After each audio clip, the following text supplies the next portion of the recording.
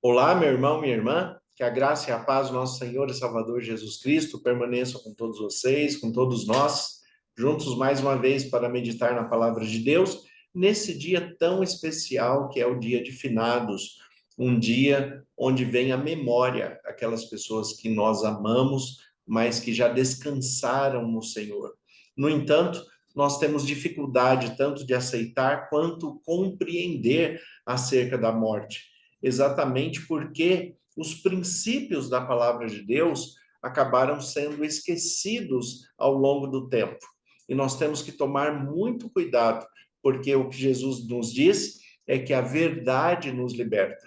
Quando nós compreendemos a verdade, nós temos uma libertação daquilo que nos amarra, sendo enganoso, sendo adverso à palavra de Deus. Então, para compreender a morte, nós temos que também compreender a vida, compreender a origem. É compreendendo a origem é que nós vamos compreender este momento, este intervalo da vida até a volta do nosso Senhor e Salvador Jesus Cristo para a ressurreição.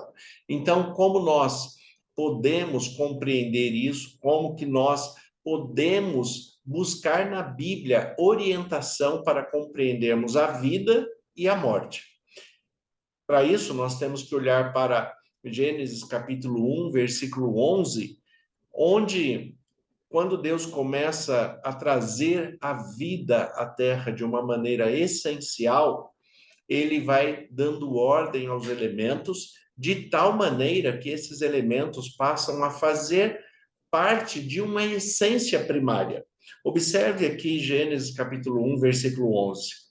E disse Deus: produz a terra relva, ervas que deem semente e árvores frutíferas que deem fruto, segundo a sua espécie, cuja semente esteja nele, sobre a terra. E assim se fez. Observem como Deus deu a ordem, e no versículo 12, a sequência, diz assim: a terra, pois, produziu relva, ervas que deem semente segundo a sua espécie, e árvores que davam fruto, cuja semente estava nele, conforme a sua espécie. E viu Deus que isto era bom. E houve tarde e manhã do terceiro dia. Então, observe a maneira que Deus está apresentando esta criação, a criação das plantas, dos vegetais, com a essência da terra. Produza a terra. Então, a essência de vida primária deste elemento passa a ser aquilo que Deus ordenou. A terra, produza a terra. Isso é uma maneira muito fácil de nós observarmos. Em Romanos capítulo 1, o apóstolo Paulo diz que nós somos indesculpáveis, porque é só olhar para a natureza que nós podemos compreender a essência básica de Deus, a essência primária de Deus. Então, quando Deus cria as árvores, as relvas, quando Deus cria os vegetais, as árvores que dão frutos, ele dá uma ordem à terra, e a terra passa a ser um elemento essencial de vida para essas plantas. É por isso que quando você tira uma planta, você tira uma semente da terra, ela entra em processo de morte. Ela não continua crescendo, ela não continua se fortalecendo. Se você tirar da terra, que é a sua essência de vida, ela para de produzir. Quando você devolve a terra e cuida dela, regando e colocando os nutrientes necessários, ela volta a se firmar, ela volta à vida. Então, tirando a planta da terra, entra em processo de morte, devolvendo a terra, ela volta à vida, ela volta a revigorar. Da mesma forma, no versículo 20, ainda do capítulo 1, Deus fala assim: povoem-se as águas de enxames de seres viventes, e voem as aves, né, da terra e sobre o firmamento dos céus. E criou Deus, né, os grandes animais marinhos e todos os seres viventes que rastejam e povoam as águas, segundo a sua espécie, e todas as aves segundo a sua espécie. Então, Deus agora dá ordem a outros dois elementos. ele dá ordem à água, povoem as águas, enxames de seres viventes. E também no próprio ar, Deus fala que apareça também aves sobre a terra, no firmamento dos céus. O que acontece? As aves têm um princípio muito parecido com o nosso, ela precisa do ar para sobreviver. Os animais, em geral, precisam de ar para sobreviver. Mamíferos precisam de ar para sobreviver, as aves também. Então, o que é feito? Se você interrompe o fornecimento de ar, você tira a essência básica daquela criação e ela entra em processo de morte. No caso dos peixes, povoem as águas, então a água passa a ser o elemento básico. Se você tira um peixe da água, ele entra em processo de morte. E se você não devolver para a água, ele vai morrer. Quando você devolve, ele restaura a vida. Quando você restaura o ar para as aves, para os animais, ela volta à vida também. Então, desta maneira, Deus está exemplificando aquilo que é básico para a existência humana. A questão é quando nós chegamos no versículo 26, ainda do capítulo 1, diz assim: também disse Deus: façamos o homem à nossa imagem, conforme a nossa semelhança, e tenha ele domínio sobre os peixes do mar, sobre as aves do céu, sobre todos os animais domésticos e sobre toda a terra e sobre todos os répteis que rastejam na terra. Criou, pois, Deus o homem à sua imagem os criou, homem e mulher os criou. E disse Deus: crescei, multiplicai, enchei a terra, sujeitai-a e dominai. Observe o que Deus faz. Agora ele fala: façamos o homem conforme a nossa imagem, conforme a nossa semelhança. Então ele nos fez a partir dele mesmo, a imagem dele e a semelhança dele. E para mostrar esta semelhança que nós temos a Deus, ele nos deu domínio. Ele nos deu domínio sobre todo o restante da criação. O ser humano não é dominador de outro ser humano. O homem não é dominador da sua esposa, a esposa não é dominadora do seu marido, um ser humano não é dominador sobre o outro. Ele tem que crescer, amadurecer, aprender a viver, ter autonomia e ter autoridade e responsabilidade sobre as suas ações, sobre as suas palavras, sobre as suas atitudes. Assim como Deus também tem a responsabilidade sobre tudo o que ele criou, sobre tudo que ele falou e orientou. Então, a nossa essência humana, ela passa a ser do próprio Deus. Nós nascemos de Deus, nós fomos criados por Deus, à sua imagem e à sua semelhança. E assim como a planta que se tirar da essência da terra, ela entra em processo de morte, assim como o peixe que se for tirado da água, entra em processo de morte, assim também nós, se sairmos da presença de Deus, nós entramos num processo de morte eterna. Porque como Deus ele fez isso? Quando nós chegamos, né, no capítulo 2, Deus explica com um pouco de mais detalhes a nossa criação. E ele fala assim: então formou Deus ao homem do pó da terra e lhe soprou nas narinas o fôlego de vida, e o homem passou a ser alma vivente. Observe a maneira que Deus fala, a maneira que Deus inspira para que esse texto fosse escrito. Então formou o Senhor Deus ao homem do pó da terra. Então, um elemento que nós temos, o pó da terra. E lhe soprou nas narinas o fôlego de vida. Fôlego de vida soprado nas narinas. Essa expressão sopro, do hebraico ruach, indica a questão do Espírito de Deus. O Espírito que nos dá vida, o fôlego que nos dá vida, aqui traduzido desta forma, como um sopro. Sopro porque a expressão ruach, que se refere ao Espírito, também é traduzida como sopro, como um vento, como Deus se apresenta muitas vezes através do vento, como Elias, por exemplo, quando entra na caverna e vem um vento forte, Deus falando com ele, depois vem uma brisa suave, Deus falando com ele. Então, nós observamos muitas vezes o Espírito Santo traduzido dessa forma, como um sopro, como um vento, como uma brisa.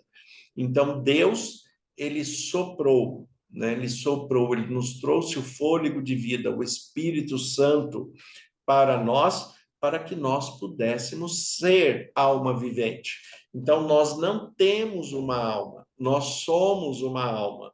Então, nós temos o elemento terra, junto com o sopro divino, com o Espírito de Deus, e desta maneira nós nos tornamos alma vivente. Então, alma é o que nós somos, não aquilo que nós temos. Quando nós chegamos aqui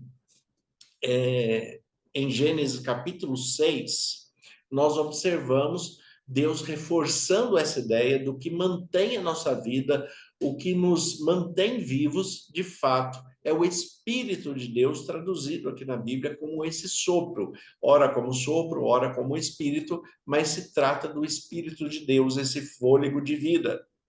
Então, em Gênesis capítulo 6, versículo 5, olha o que diz o texto. Viu o Senhor que a maldade do homem se multiplicava sobre a terra e que era continuamente mal todo o desígnio do seu coração. Então se arrependeu o Senhor de ter feito o homem na terra, e isso lhe pesou. O parecer da face, o homem na terra era cruel. Deus decidiu fazer desaparecer o homem que criou da terra, porque havia se arrependido. Então ele disse: o meu espírito não agirá para sempre no homem, porque é carnal. Aqui o versículo 3. Então disse o Senhor: o meu espírito não agirá para sempre no homem, pois é carnal, e seus dias serão 120 anos. Então, o ser humano teve uma idade limitada a 120 anos, ele não vivia mais como os antigos que viveram, como Matusalém, por exemplo, 969 anos, como Abraão, né, como Noé, que viveram mais de 200, 300, 500 anos. Então, agora Deus limitou. Por quê? Porque o ser humano se tornou mal. Então, para ele não viver eternamente em maldade, ter uma longevidade dentro da maldade, Deus limita esta questão da idade do ser humano. E como ele limita? Observe o texto aqui no versículo 3 de Gênesis 6. Então disse o Senhor: o meu espírito não agirá para sempre no homem. Então, o que mantém o nosso fôlego de vida é o Espírito de Deus. O nosso espírito é o fôlego de Deus. É por isso que o texto fala no capítulo 2 que ele soprou em nossas narinas. Ele nos deu esse fôlego de vida, ele nos deu esse espírito que nos mantém vivo. Então, desta maneira, nós compreendemos a origem da vida. Nós viemos de Deus, Deus passa a ser a nossa essência básica. Nós, infelizmente, pelo pecado, nascemos separados de Deus e temos a oportunidade de reconciliação por Cristo Jesus e pela palavra, a Bíblia, como única regra de fé e prática para todo cristão. Nós temos a oportunidade de interromper esse processo de morte e voltar à vida eterna. De que maneira? Todos nós que estamos neste mundo vamos passar pela morte, porque a Bíblia também diz que o salário do pecado é a morte. Todos nós pecamos, como fala em Romanos 3:23, porque todos pecaram e foram destituídos da glória de Deus. Então, todos nós pecamos, estamos num processo de morte, mas nós temos a garantia de ressurreição e de vida eterna, porque nós nos religamos a Deus, nós voltamos à nossa essência original. E todo aquele que volta à sua essência, volta à vida. É isso que Jesus fala em João capítulo 10, versículo 10, ele fala: eu vim para que tenham vida e vida em abundância. Então, resumindo aqui, o que nós compreendemos até aqui é que nós fomos criados por Deus, Deus sendo o elemento da nossa própria essência, e se nós nos separarmos de Deus, nós teremos uma morte eterna, mas se nós nos religarmos a Deus, voltarmos à essência, nós teremos vida e vida eterna. É por isso que nós temos que voltar à essência da vida daquele que nos criou. Desta maneira, compreendendo a vida, é que agora nós vamos compreender a morte de um modo mais fácil. Quando nós temos Eclesiastes, capítulo 12, o versículo 7, nós temos aqui a expressão da morte. Então, quando nós temos o versículo 7 aqui falando a respeito da morte, nós fomos criados do pó da terra com o Espírito de Deus e nos tornamos uma alma vivente. Nós somos uma alma vivente. Quando morremos, como que fica esta questão?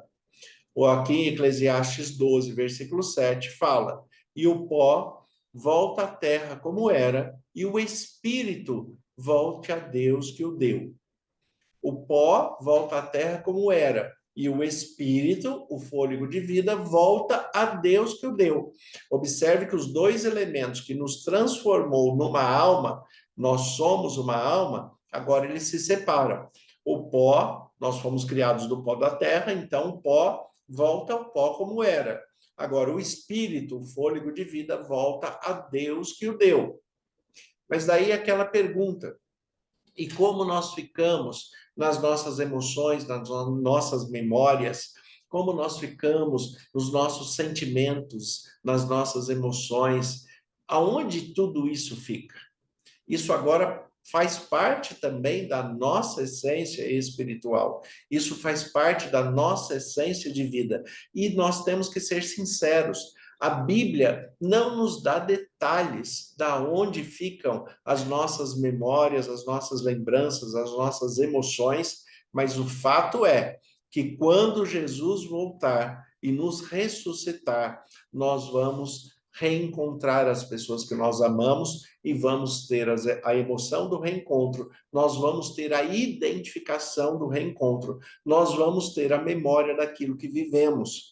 Então, de fato, isto fica, né, esta expressão que no grego o próprio Jesus chama de psique, porque envolve a nossa memória, as nossas emoções, os nossos sentimentos, aquilo que nós temos na construção do nosso psicológico.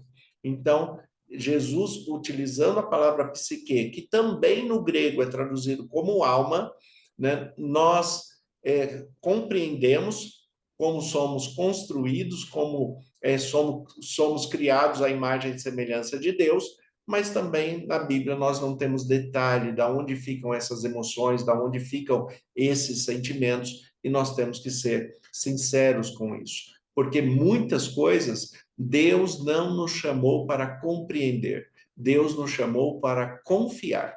Nós confiamos no Senhor, confiamos que seremos ressuscitados, confiamos que encontraremos as pessoas que nós amamos, confiamos que viveremos eternamente porque estaremos ligados àquele que é eterno. Mas aquilo que nós não compreendemos e que Deus não explica, nós simplesmente confiamos. Temos uma relação de confiança plena em Deus, no seu poder e na sua presença em nós. Então, quando nós morremos, o espírito volta a Deus e o pó volta à terra, né? E desta maneira, aquilo que foi constituído como alma vivente deixa de existir. Quando a palavra de Deus fala a respeito da segunda morte, então a primeira morte, o que que é? É o pó que volta ao pó como era, o espírito que volta a Deus que o deu. Esta é a primeira morte. A segunda morte, porque todos serão ressuscitados, serão julgados. Então, essa segunda morte para aqueles que têm condenação, o que vai acontecer? Né? O pó volta ao pó como era, o espírito, o fôlego de vida volta a Deus que o deu, mas essas pessoas não viverão eternamente. elas simplesmente serão destruídas. Não haverá existência. Por isso que se fala de segunda morte. Porque o que é a morte? Morte é a ausência daquele que não está mais com você. Até dentro da filosofia, nós temos que compreender essa questão da morte também. A morte, na essência da filosofia, o que é? É o esquecimento, não é só a ausência física. Você pode esquecer de uma pessoa que para você ela morreu. Você pode descartar uma pessoa na sua memória, nos seus sentimentos, nas suas emoções, e para você essa pessoa morreu. Então, quando nós observamos, né, esta questão da morte, ela tem muitos aspectos. O aspecto essencial, né, se eu não estiver ligado a Deus, eu não tenho vida. Então, na ressurreição, eu estarei ligado eternamente a Deus e por isso eu viverei eternamente. Todos nós que aceitamos a Jesus Cristo como o único Senhor e Salvador de suas vidas e temos a Bíblia como única regra de fé e prática, nós viveremos eternamente ligados a Deus. Mas aqueles que recusaram serão destruídos, serão aniquilados, né? Por quê? Porque Deus também, no seu amor, não quer que uma pessoa viva eternamente em sofrimento. E também o próprio adversário de Deus, Satanás, não é eterno, porque ele se separou de Deus. A palavra de Deus nos diz que Satanás sabe e age rapidamente, porque ele sabe que lhe resta pouco tempo. Pouco tempo por quê? Porque ele também sabe que será destruído. Todos aqueles que rejeitaram a Deus serão destruídos. Não viverão eternamente em sofrimento, por quê? Porque Deus, no seu amor, na sua misericórdia, não vai deixar esta injustiça acontecer de uma pessoa ser contrária a Deus durante a sua vida, que vai durar aí até 120 anos no máximo, e depois ter um sofrimento eterno que jamais se apaga, né? Então Deus não tem essa maldade. Deus, ele vai destruir, ele vai aniquilar aquele que rejeitou a sua palavra. Então, quando nós compreendemos a morte nesses dois aspectos, né, a morte, a separação. Então, nós temos a primeira morte, que é a separação das pessoas que nós amamos, se separou de nós por algum tempo, e também a separação dos elementos básicos. O pó volta ao pó como era, o espírito volta a Deus que o deu. Então, está tudo separado. Desta maneira, dentro da filosofia, as emoções e sentimentos nos levam também a, muitas vezes, observar muitas pessoas como se elas estivessem mortas para nós, e também muitas pessoas nos têm como se nós estivéssemos mortos para eles, né? Desta maneira, a morte não é apenas a ausência física, mas é o esquecimento. E o que Deus promete é que aqueles que se voltaram para ele, se entregaram a ele, ele jamais esquecerá. Deus, ele fala assim: pode até uma mãe esquecer do seu filho, mas eu jamais vou esquecer de você. Então, em muitos textos bíblicos, Deus fala que ele nos tem no seu coração em memória eterna. Então, Deus não se esquece de nós. Deus não se esquece daqueles que se voltaram para ele e buscam uma vida de integridade, de adoração, de louvor, de direção espiritual. Se tornou filho de Deus pelo Espírito Santo em Cristo Jesus, que se sacrificou por nós. Então, desta maneira, nós temos a reconciliação, o perdão dos pecados, das nossas iniquidades e a vida eterna em Cristo Jesus. Quando nós observamos todos esses detalhes, aí sim nós compreendemos a morte. Infelizmente, aquele que não compreende a essência da vida e a essência da morte acaba criando confusões a respeito da interpretação bíblica e do próprio amor e do caráter de Deus. E, infelizmente, é isso que o adversário de Deus quer, que o caráter de Deus seja manchado, que o amor de Deus seja duvidoso para aqueles que observam maldade em Deus. Então, o espírito volta para Deus, o pó volta para o pó. Mas, quando Jesus vier, quando Jesus ressuscitar, nós teremos vida eterna, nós teremos uma vida abundante, como Jesus fala em João capítulo 10, eu vim para que tenham vida e vida em abundância. Nós observamos também, né, o texto de 1 Tessalonicenses, capítulo 4, versículo 13 em diante, que fala a finalização desse processo. Então, aqueles que morreram estão na morte, o pó voltou ao pó, o espírito volta para Deus que o deu. Mas em 1 Tessalonicenses fala como será esta reconstrução, como será essa ressurreição, como nós estaremos para sempre com o Senhor na eternidade. Observe, 1 Tessalonicenses, capítulo 4, versículo 13 em diante, o texto diz assim: não queremos, irmãos, que sejais ignorantes com respeito aos que dormem, para não vos entristecerem por demais como aqueles que não têm esperança. Pois se cremos que Jesus morreu e ressuscitou, assim também Deus, mediante Jesus, trará em sua companhia os que dormem, aqueles que estão mortos. Ora, ainda vos declaramos por palavra do Senhor isto: nós, os vivos que ficarmos até a vinda do Senhor, de modo nenhum precederemos os que dormem. Porquanto o Senhor mesmo, dada a sua palavra de ordem e ouvida a voz do arcanjo, ressoada a trombeta de Deus, descerá dos céus, e os mortos em Cristo ressuscitarão primeiro. Os mortos em Cristo ressuscitarão primeiro.